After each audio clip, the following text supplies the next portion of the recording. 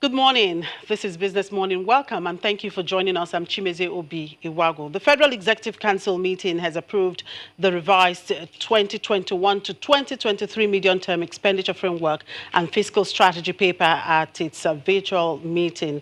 The virtual meeting, which was presided over by President Muhammadu Buhari at the Council chamber of the State House, approved a 12.66 trillion naira budget for each of the 3 fiscal years. The meeting also touched on other national issues. Let's take a listen. The meeting started with the council observing a minute of silence for Nigeria's former Minister of Works, late Major General John Obada, who died on Saturday, June the 13th, 2020. After over 8 hours of deliberations, State House correspondents are briefed on the proceedings, beginning with the council's approval of a national policy on waste management. All of these are sources of creating wealth, from waste to wealth, and sources of jobs. So not only it will provide the environmental quality, but also the economic improvement and the livelihood of the people. The 2021 to 2023 medium-term expenditure framework and fiscal strategy paper was approved by the council, and the Minister of State for Finance explains its key parameters and projected revenues for the country. For 2020, it was 5.84 trillion. But for 2021, we expect that it will be 7.50 trillion. Even though the oil production is much lower than our capacity, because we are restricted by the OPEC plus quota in order to get the pricing high. Schools will remain closed, according to the Minister of State for Education. We are not confident yet that everywhere is safe. The numbers from NCDC are still very alarming, and we had put this in front of parents and all the stakeholders in the ministry. WAEC, on its own part, is also negotiating with other West African countries to look at possible shifts in dates. The Minister of Humanitarian Affairs breaks down the school feeding program, stating that it is still in progress in some states, even with the COVID-19 pandemic. We have successfully done that in FCT, Lagos, and Ogun State. Discussions are still ongoing with the remaining states to see how we can continue with this program. We were thinking that schools will open before now, but now that schools are not going to reopen, we have opened up the discussions with the state governors. The medium-term expenditure framework and fiscal strategy paper will now be sent to the National Assembly for passage. Projections by the Ministry of Finance are that the years 2021, 2022 and 2023 will see an increased budget size of about 12.66 trillion naira. Kayla Megwa, Channels Television News. And Nigeria's former finance minister and former managing director of the World Bank, Dr. Ngozi Okonjo-Iweala, has been speaking on her plans for the World Trade Organization if she gets the top job at the WTO. Dr. Okonjo-Iweala spoke at the WTO headquarters in Geneva, Switzerland, and said if she is elected Director General, she would ensure that the United States remain in the fold of the global trade body. Asked how she hopes to cope with the role of trade negotiations, Dr. Okonjo-Iweala says her experience in the financial world will come in handy in the new role. Madam, I'm Angela. I'm a journalist from ChinaCenter.com. I have one question for you. I know you are a financial expert, but you never participate directly in a trade negotiation. Do you think that you will be challenged for not being a proper trade expert in this competition? And what advantages do you think you can bring as a financial expert in this perspective? Thank you. Thank you very much. I think that's a totally wrong notion. And you know, I've paid respect to my competitors because that's my nature. I don't criticize other people. I respect them. Competitors who have been saying that she's not a trade expert, they're wrong. I'm a development economist. And you cannot do that without looking at trade. Trade is a central part of development. So I've been doing it my whole career at the World Bank. I was working on trade policy reform in middle and low-income countries at the bank. As finance minister, the customs service in my country reported to me, and that's all about trade facilitation. I helped my country's negotiations with my trade minister on the ECOWAS common external tariffs. I don't know how much more trade you can have than that. So those who say I don't have trade, they're mistaken. I think the qualities I have are even better because I combine development economics with trade, knowledge, along with finance. And you need those combinations of skills to lead the WTO. So I think I have the skills that are needed. So this is a familiar territory to me, not an alien one. I'm a trade person. In the meantime, candidates vying to lead the 164 member countries World Trade Organization say a quick decision needs to be reached to avoid a deep crisis as it began vetting process to replace Brazil's Roberto Azevedo, who will step down a year early at the end of August. The nominations from 8 countries have been submitted after 2 months of campaigning, which will be followed by a final decision by consensus. While addressing the WTO members yesterday in Geneva, Nigeria's candidate, Dr. Ngozi Okonjo-Iweala, who is a front runner in the race, says she hoped members would make a quick decision as the world was at an uncertain juncture due to the COVID-19 pandemic.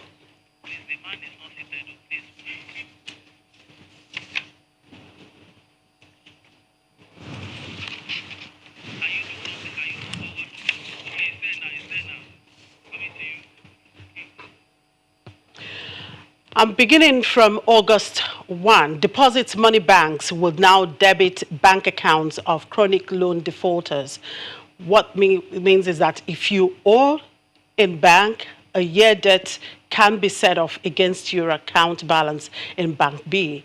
Now, the Central Bank of Nigeria issued the Global Standing Instruction GSI guidelines, and this is aimed at reducing non-performing loans in the banking sector and to monitor chronic loan defaulters. To help us bring this to perspective is the President, Institute for Governance, Risk Management and Compliance Professionals, Dr. Emmanuel Abolo. Dr. Abolo is also the Director General, the Economic Think Tank Center. Thank you very much, Dr. Abolo, for joining us on the show.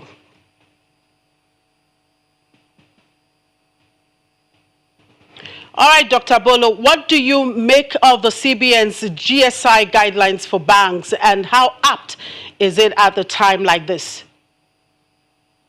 Thank you very much. I would say that this is a policy in the right direction. I wholly support it, and some of us have been advocating for this for many years back. Let me say this, that the Bankers Committee have done a very good job in saying that the Global Standing Instruction should be effective from August 1, 2020. What that simply means is that if you are a debtor in one bank, the bank, that is a creditor bank, has a right of set off from any of your account balances, investments, whether savings account or domiciliary accounts or investments in other banks. So they have a right of set off. So it is not a case of the old set off whereby the bank only has recourse to the balances which you have with that particular creditor bank. So what has happened, it is now a global. That means the entire banking system, wherever you have balances, if you are owing a bank, Bank A, for instance, that Bank A has a right to offset off from any account balances or investments in other banks. This is very laudable, and I commend the Bankers Committee and the Central Bank for this noble initiative. Now, how do you see this impacting the banking industry's non-performing loans ratio? Well, first of all, what are the key objectives of this global standing instruction? There are 3 key objectives, and the last one has to say, it says that it is aimed at reducing incidence of non-performing loans in the Nigerian banking system. Well, I'm not quite sure that this single policy alone will be able to achieve that, because the policy applies only to individual accounts. It does not apply to corporate accounts. And corporate accounts, they make up the most significant, even not more than, it should be up to 80% of total banking loans. So the policy only applies to individual banks, and I think that is just a tokenism as far as I'm concerned. And of course, we are going to talk about the unintended consequences of this action. So I'm not quite sure, but the first two objectives of engendering an improved credit payment culture, yes, it will help to do that. Watch list of consistent loan defaulters, it will also help. But my fear is that it may not be able to reduce the incidence of non-performing loans in the Nigerian banking system because it does not apply to corporate lenders. Of course, if the bankers committee or the central bank decides to unveil the corporate entity, that is, you open up the corporate entity and see who the real owners of the companies are, and then also target those individuals. Otherwise, this is just a tokenism. It will not be able to reduce the issue of non-performing loans in the banking industry to a significant extent.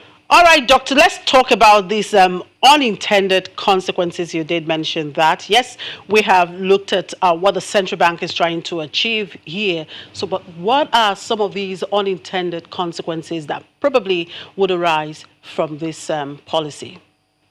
Thank you very much. There is what we call announcement effect in economics, announcement effect.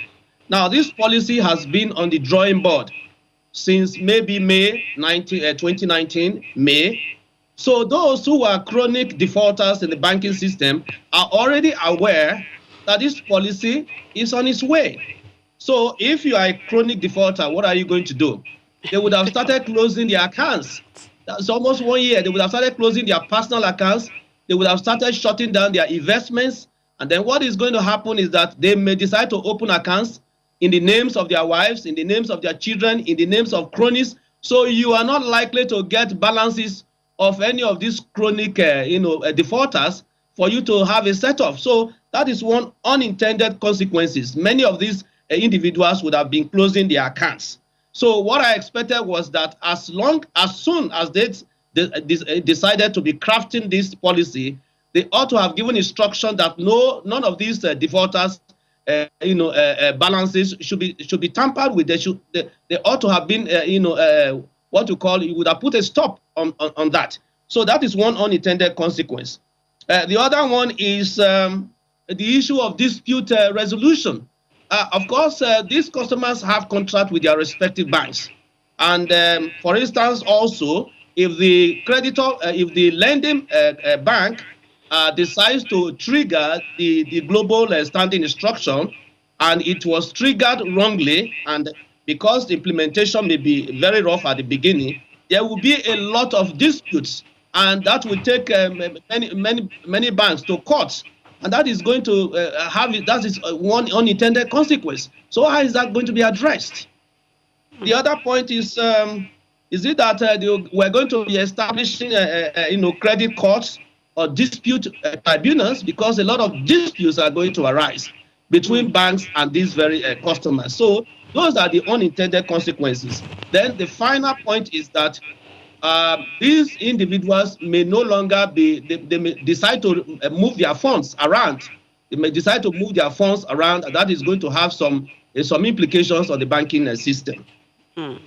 All right, Doctor. Now, recently, the central bank, was talking about allowing banks restructure loans because of this COVID-19 pandemic effect. So, why is this policy important now? What happens to loan restructuring and amortization for the borrowers? And of course, given that the minimal rate of non-performing loan ratio at this time.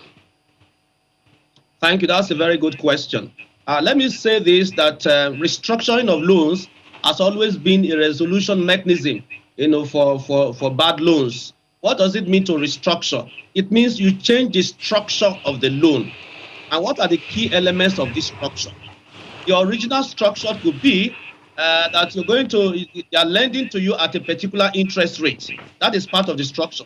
Then, of course, the tenure or the maturity of the loan, the tenure of the loan, and then, of course, other elements of the loan agreement. So when you want to when you request for restructuring, you are simply saying you want to provide a leeway to enable the customer to be able to pay up.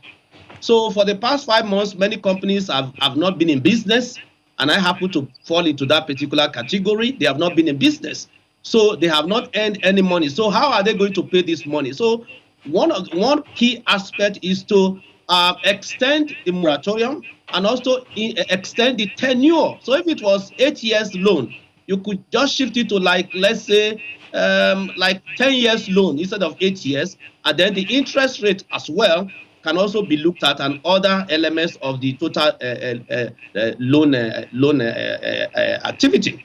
So restructuring is very good, and I urge the Central Bank of Nigeria to fully support it, because otherwise you are going to have a lot of non-performing loans, and that is going to have serious effect on liquidity position of banks. So it's a very good policy, and it's one that should be embraced by the Central Bank of Nigeria. Now, if I may ask, Doctor, where is the credit bureau in all of these policy? I mean, the GSI policy, their role seems to have been neglected in this. Well, it is not a question of being neglected. It is a question of why were credit bureaus set up. They were set up to provide information to lending banks, commercial banks. So before you lend money to a bank, the law requires that every commercial bank must sign on to at least 2 credit bureaus. What is the purpose of that? You need to assess the 2 credit bureaus and get information on the customer who has approached you for a loan, to see whether the customer is owing other banks. Not just that, what is the status of the loan that they are owing? Now, if the information provided shows that the customer is owing a bank and that the loan is not performing, what that means is that under the prudential guidelines, the bank cannot and must not give a loan to that particular customer. So they were set up for that purpose. For this GSI, it is NIBS, Nigeria Interbank Settlement System, that has the custody of all BN of all customers in bank customers in Nigeria. They also hold records of all bank accounts in Nigeria. So the GSI is maintained by NIBS. So credit bureau, they have nothing to do here. They don't really have anything to do here. The ask is to provide information to banks when they want to lend to a customer. These two are different. All right, Dr. Abolo, in all of these, what is the outlook now for the banking industry in terms of non-performing loans? I will say very, very emphatically that the outlook is a bit grim. I'm not just sounding alarmist, and it is not their fault. It has to do with exogenous factors beyond the control of everybody. It's not only Nigeria, but also America, every part of the world. You have stopped all the supply chain. So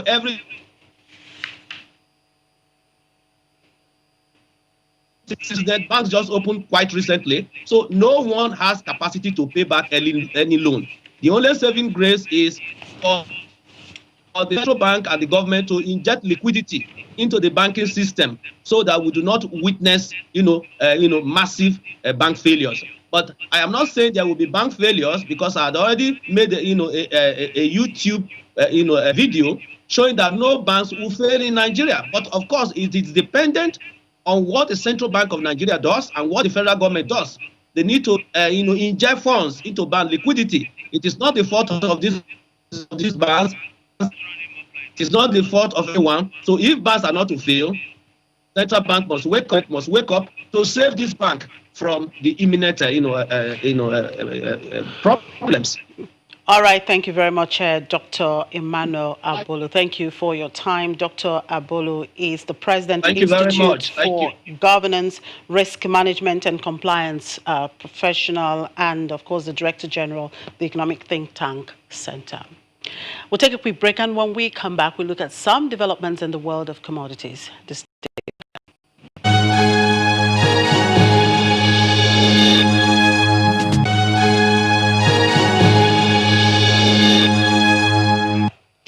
And for commodities market update, I'm being joined by Temitope Olubile, research analyst with Financial Derivatives Company. Hello, Tope. Thank you for joining us. Good morning. Well, looking at one of your burning economic issues there, we're talking about cement.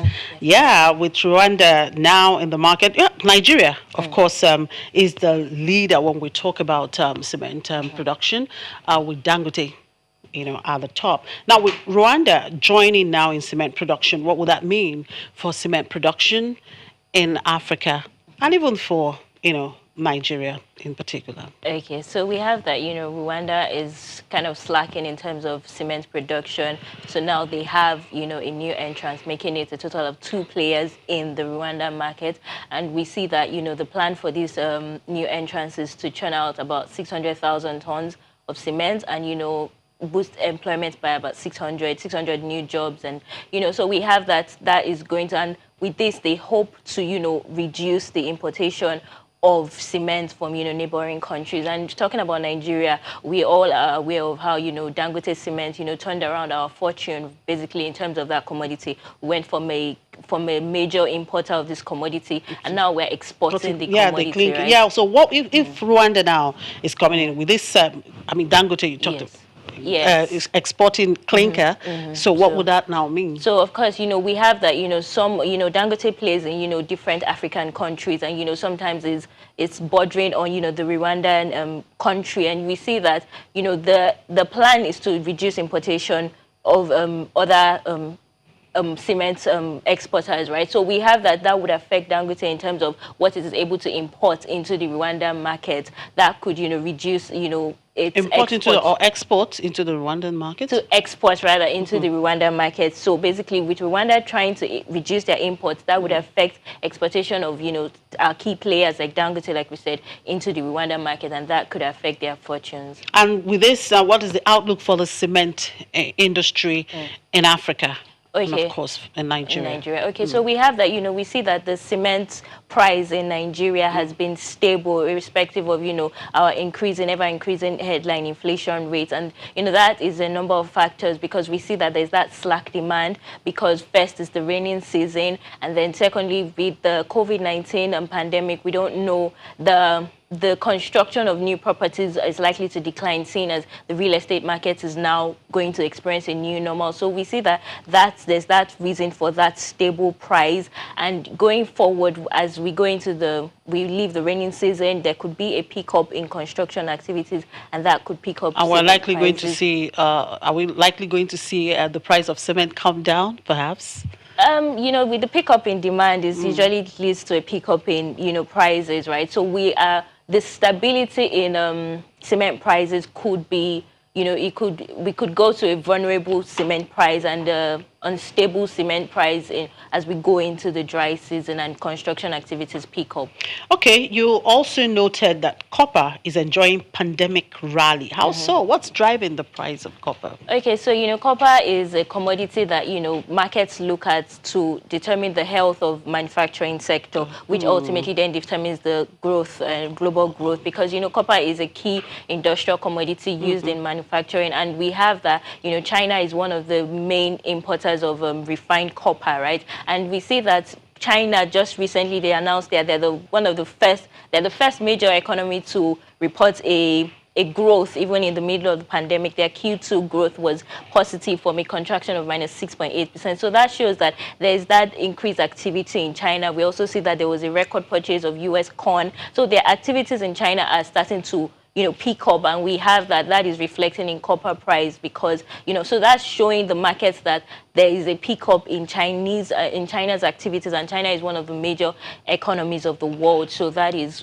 hopeful for global growth. Yeah, with this surge, so there's this optimism for economic global growth, recovery in global growth. Okay, all domestic airports are now open for business. What would that mean for domestic commodities supply? Yes. So we see that all except one is open, and they opened yesterday, July 15th, right? So we see that there's that increased trade activities. There's trade, even though the load factors is still low, because the economy is starting to go to a new normal. Business travel, there's that leisure travel, all of that is out because people are still afraid of contracting the virus, right? But in terms of trade, there's going to be that free flow of trade. And, when there's no more that restriction of, getting your produce from one end to the other end. So there's that free flow. Logistics is easier. And, we'll see that would increase the supply of domestic commodities. And ultimately, we hope that would bring down commodity prices.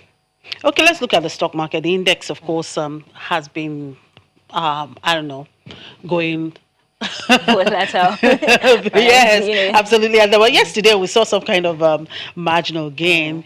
Well, the consumer goods subsector, of course, remains subdued. Yes. Yeah. So what's the reason for this? So we see that we have that volatile stock market, and just yesterday we saw it creep up a bit. But ahead of the earnings seasons, we are having more companies. We're having some companies release some earnings warnings in terms of giving warnings to investors about what the impact of COVID-19 will be on their on their balance sheets, and we see that is going to. So that bullish trend we're seeing now may not be sustained as we get closer to the earnings season.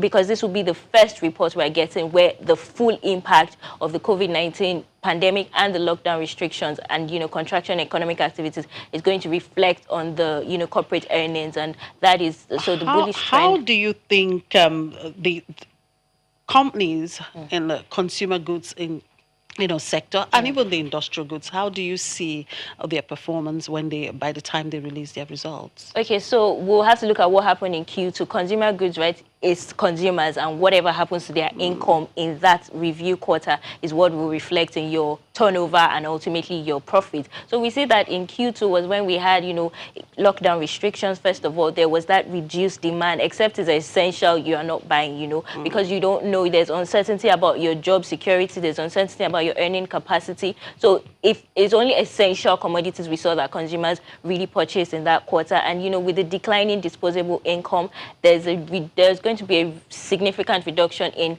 consumer goods sectors, their profitability, because really, if you don't have the income, you're not going to purchase it. So I foresee, reduced income across, most consumer goods companies. All right, let's look at what's happening in global market. OPEC, of course, and its allies yesterday agreed to scale back oil production. Yes, they did. So what would that mean? Not just for the global oil market itself, but for Nigeria, talking about our production and, of course, our price. Yeah, so we saw that, yesterday the OPEC Plus, we agreed to scale back its output cost to 7.7 million barrels per day. But, so that's taking about, 2 million barrels per day off.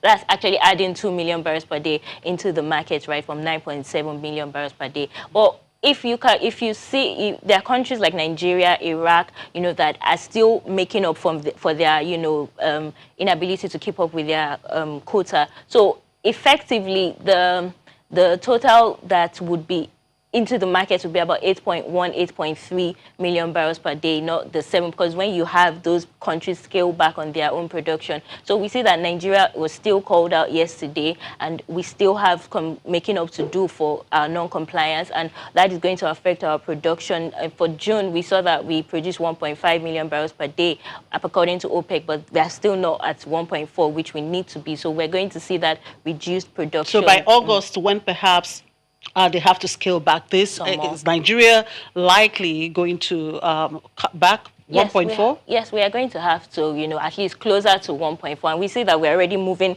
closer and closer from 1.7, 1.6, 1.8 that we're doing. We're going closer to 1.4, and we're going to have to get there in August so that we can comply and keep up with our quota. Okay, let's look at the week. How would you say the domestic commodity space have fared in the week, and what's the outlook? Okay, so we're seeing that, airports, we're going to see that effect on, flow of domestic commodities as we have opened all airports except one yesterday. So we're going to see that is going to reduce commodity prices. And we think that, planting season, there's some commodities that are in their planting season. There are some that, the rain, the excessive rain is affecting is going to affect their harvest, as we go into the harvest season. So we're seeing that though it's a balancing act of, the free flow of, goods as we open airports and the planting season and the adverse effect is rainfall is going to have on commodity prices. So we expect, by and large, we expect a reduced commodity prices across board because of the free flow of goods. All right, we'll see how that goes. Thank you, Tope, for your ma'am. time. Temitope Oluvile is one of the research analysts with Financial Derivatives Company. In the meantime, oil prices slipped this morning after OPEC and allies such as Russia agreed to ease record supply curves from August, though the drop was cautioned by hopes for a swift U.S. demand pickup after a bigger than expected drawdown from the country's crude stocks. Brent crude fell 13 cents at $43.66 a barrel, and U.S. West Texas Intermediate crude dropped 18 cents to $41.02 a barrel. They rose 2% the previous day, helped by the U.S. crude inventories. The Organization of the Petroleum Exporting Countries and its allies, known as OPEC Plus, agreed on Wednesday to scale back oil production cuts from August as the global economy slowly recovers from the coronavirus pandemic. OPEC Plus has been cutting output since May by 9.7 million barrels per day, or about 10% of global supply. But from August, cuts will officially taper to 7.7 million barrels per day until December. Data from the Energy Information Administration showed U.S. crude inventories fell 7.5 million barrels last week, shrinking much more than the 2.1 million barrels drop expected by analysts.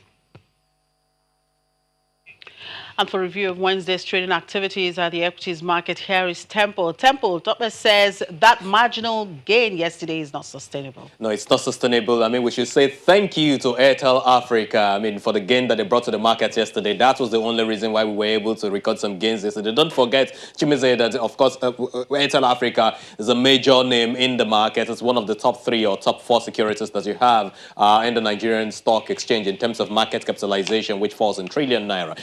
So let's look at how we performed yesterday. Yes, 0.06%. That translated to some 8.2 billion naira. On the equity capitalization in terms of gain, we still remain below the 13 trillion naira mark in the market. And of course, that's still because we've been seeing so much of speculative performance in the market lately. Very, very speculative from folks that are putting some cobbles on ground and we're waiting to be able to see an increase in this cobble to a naira and then they can exit the market. Look at the volume of transaction. Not so impressive yesterday. Was flat. Basically, some 3 basis points gain yesterday, but 208.21 million, which is similar to what we did in the preceding trading session. And of course, we know that Sterling Bank, for the 3rd time in a row, is coming up as the top traded security. Yesterday, the president on Monday it had done some 78 million units, and of course on Tuesday it did some 78 million. Yesterday it also did 77 million units for similar amounts. Value of the transaction on Monday was 98 million naira. On Tuesday was 98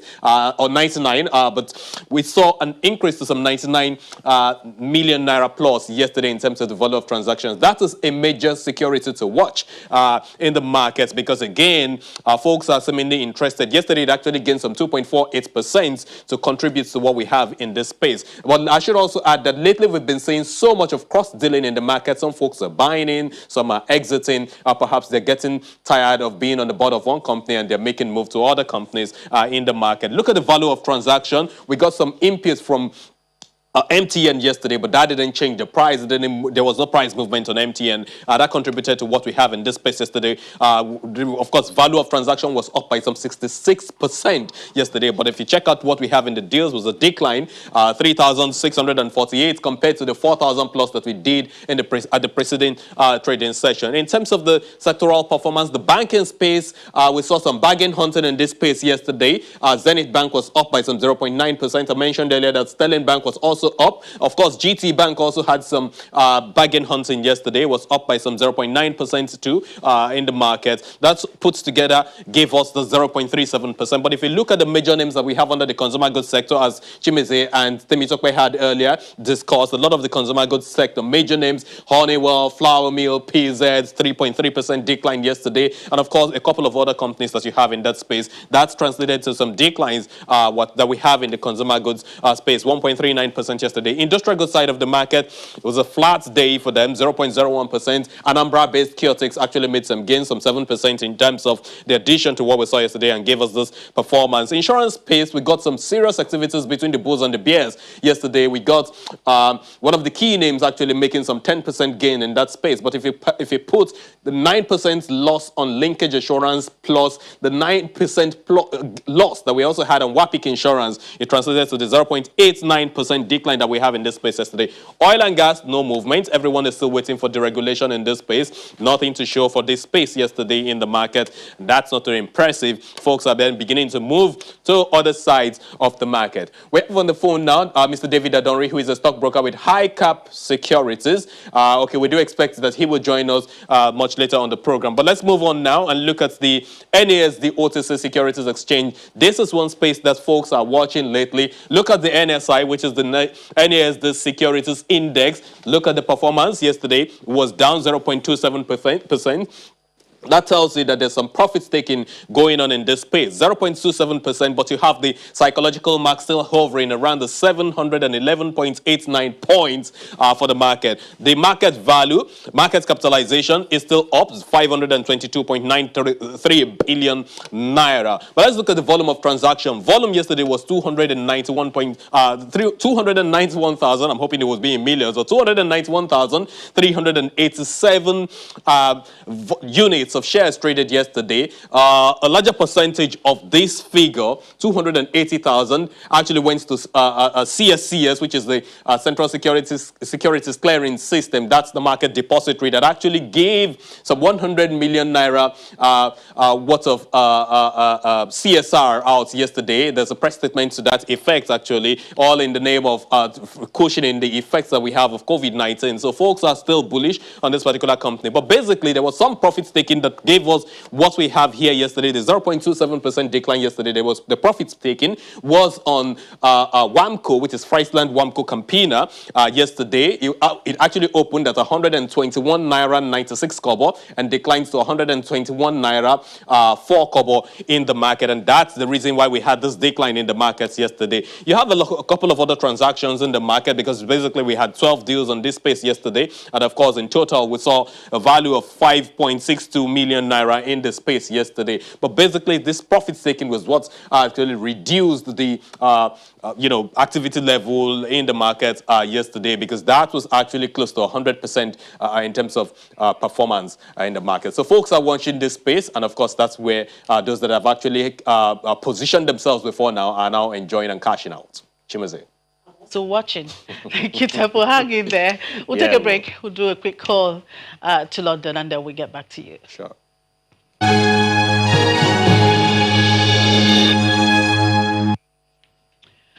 And for updates from the streets of London, let's bring in Juliana now. Good morning, Juliana. Well, the British Chambers of Commerce says 29% of businesses in a survey of 7,400 firms plan to cut the size of their workforce in the next 3 months as the government prepares to wind down its furlough scheme.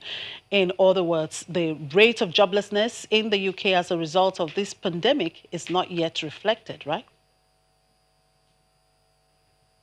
Well, it is reflected, Chimeze. Good morning. We have had the UK employment figures in. It's not good reading for the government because what the Office for National Statistics data shows us is that since the lockdown, 649,000 people have lost their jobs. Last month alone, 74,000 people lost their jobs. And really, it's because of the government's furlough scheme, that scheme we keep talking about, which is basically the Treasury paying for people's wages, paying people to literally stay at home. That is coming to an end. So at the moment, that's keeping unemployment pretty much leveled at 3.9%. But once that does taper off in October, we are expecting mass redundancies.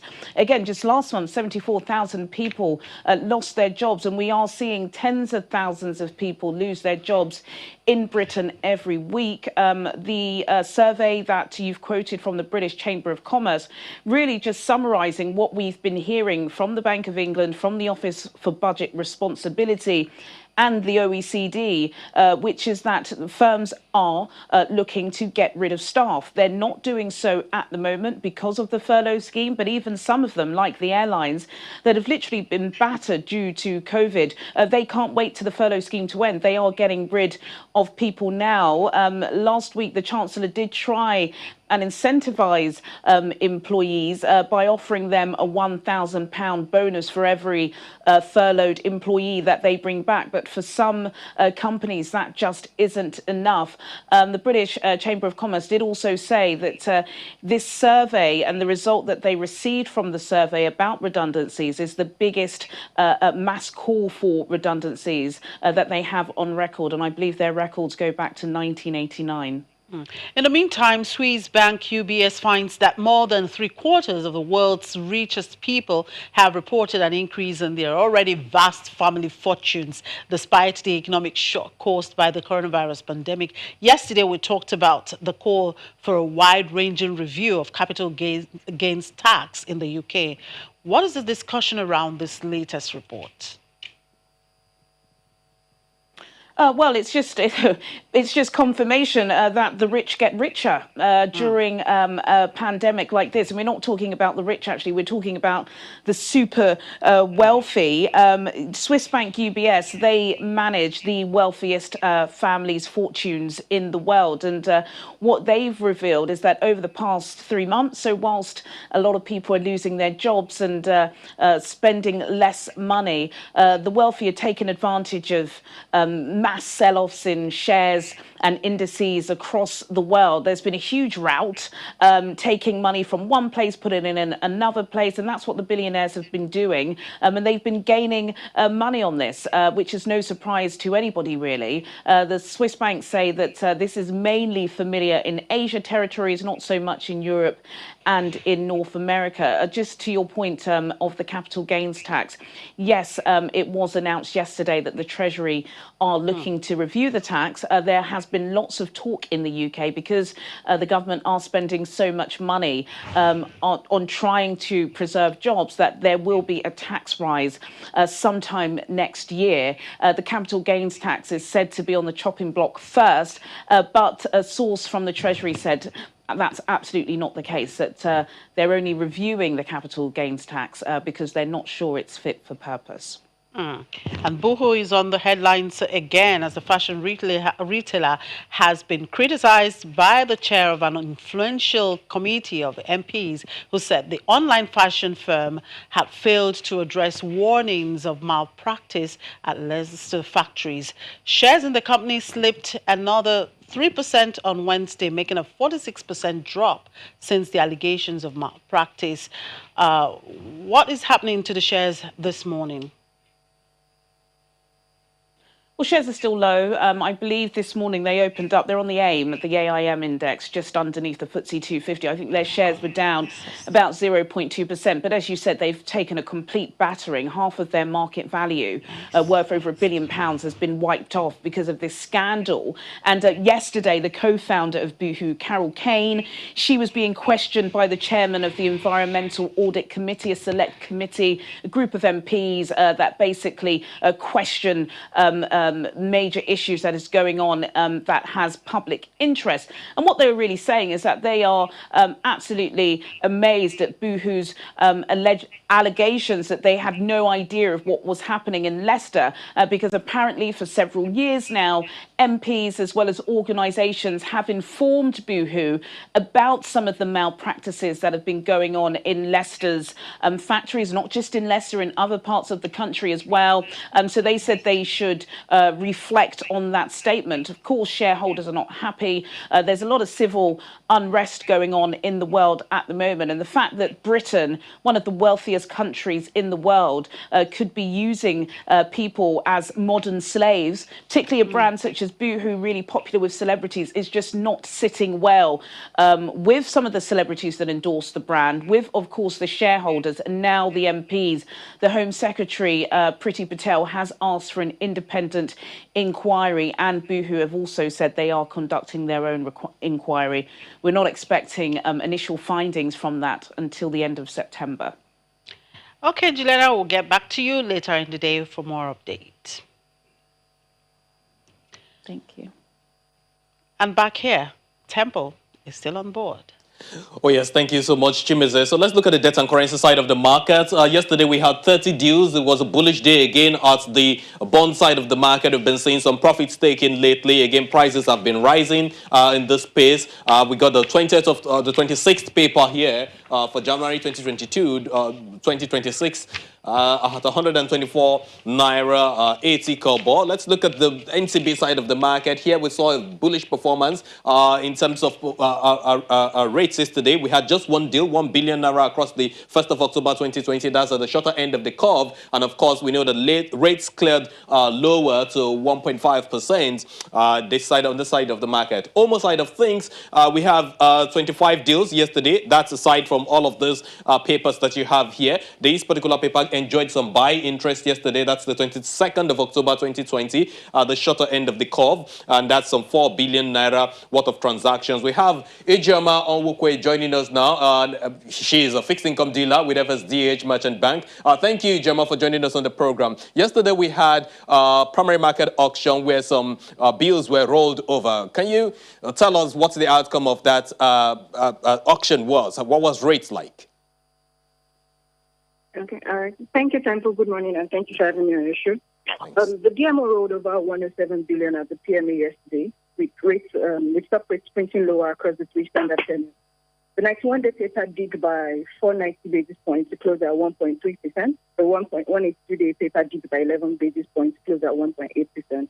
While the 364-day paper dipped marginally by 4 basis points to close at 3.35%. The auction was oversubscribed as expected, with subscription level at about 176%. Today, we expect demand to flow into the secondary market, and rates should remain depressed in the near term. Okay, so everyone is waiting for the third quarter calendar from DMO in terms of bond issuance, and of course, we have some 40 billion naira worth of coupon payments coming on board. That will, how will all of that shape the system liquidity, and what's your expectation from the DMO calendar?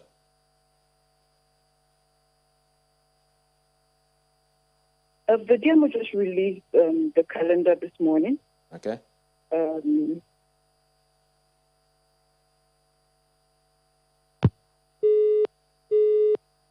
Looks like we lost that connection. Well, basically, we just heard from her that the debt management office has just released the calendar for bond issuance. That's for the third quarter of the year. Perhaps when we all digest that paper, that document, we will know what direction the DMO is heading in the third quarter of the year, and of course, perhaps for the second half of the year. Of course, we also know that some bond coupon repayments are coming on board. I think sometimes either today or tomorrow, some 40 billion naira worth of coupon payments. That should also shape system liquidity. I mean, that's what analysts have put out there. But basically, the NBS, National Bureau of Statistics, has also just mentioned this morning that the inflation numbers will be out tomorrow, 17th of July, by 8:30 a.m. Those are some of the economic indicators that we'll be tracking for you here on Business Morning. Back to you, Chimize. Absolutely. We'll track that, Temple. Sure. Thank you.